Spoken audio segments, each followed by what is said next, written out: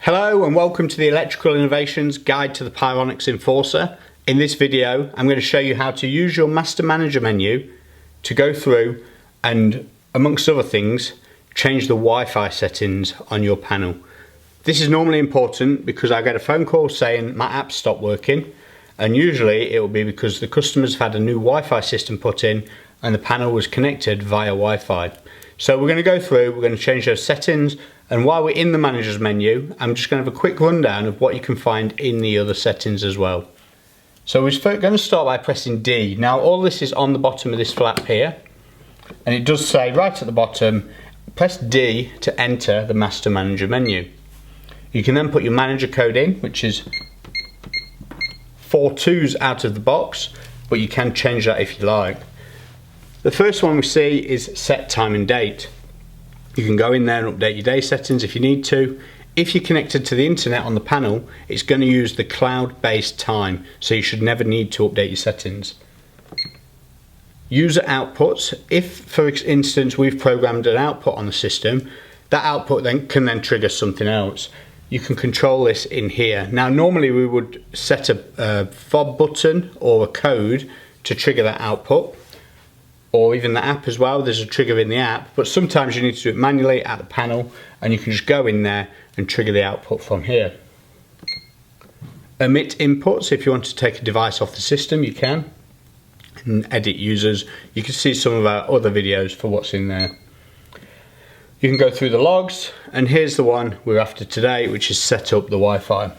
Press yes to enter this, and you can set up Wi-Fi with a device. Now the way you do this, as you can see from my iPhone here, I'm in the Wi-Fi settings for the iPhone.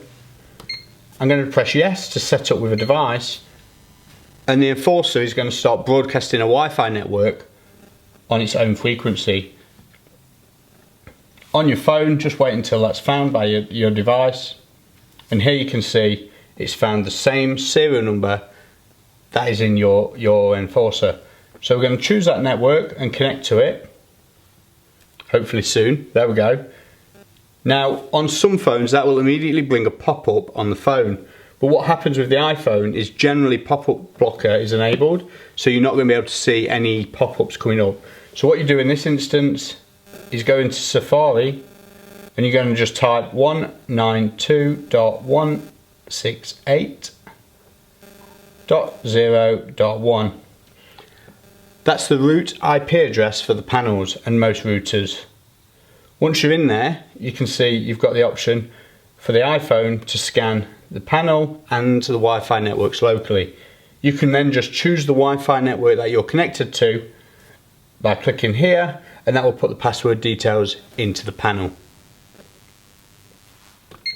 In the instances that you're not going to be able to set up with a Wi-Fi device, you can also do this manually.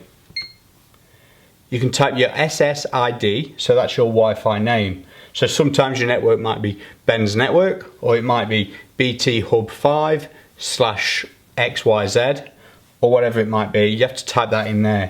You do have to make sure you're using capital letters and the right numbers and lowercase where it's relevant. So in this instance, if you had a BT Hub, B, capital letter A to change it to a capital,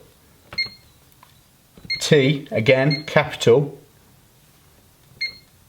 H, again, you might need to change that to a capital, Hub. You get the idea. Once you've done the SSID, you can then choose your password, doing the same method, typing it in the same way, making sure you're carrying capital letters, upper, lowercase, any symbols, might be done with the 1 button, you've got spaces with the 0 button as well. Once that's done, you can connect, and it should give you your signal strength. This signal strength, normally I've seen this connect anything down to a 5. Once you're getting up to sort of like 7 or 8, you'll never have a problem. Sometimes at the lower end you can have issues now and again. That's normally solved by a simple internet booster. Very rare. I think of all the systems I've done, I've only had to have one internet booster. It wasn't even a big property. There must have been something going on in the environment that was causing interference. That was the only time I've had to do it. So once that's done, your Wi-Fi's all set up. You can press A to exit the menu, and you're done. you.